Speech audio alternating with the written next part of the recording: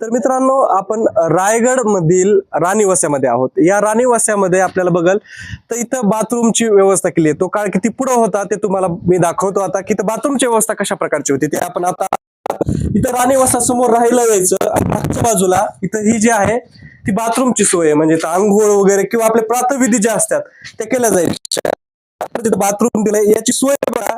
याच्या खालपर्यंत मोठी ते टाकं ऍड केलेलं आहे आणि इथं केलेलं जे आपण असेल ते सरळ खालच्या टाक्यामध्ये स्टोअर केलं जातं. असंही सांगितलं जातं अनेक पुस्तकांमध्ये की रायगडावर हे जे आपल्या प्रातविधून जे खत तयार केलं जातं आणि याचे खत देखील महाराजांनी बागेसाठी वापरलं होतं. म्हणजे महाराज किती पुढच्या विचारांचे होते की हा किल्ला महाराजांनी बांधलेला किल्ला आहे.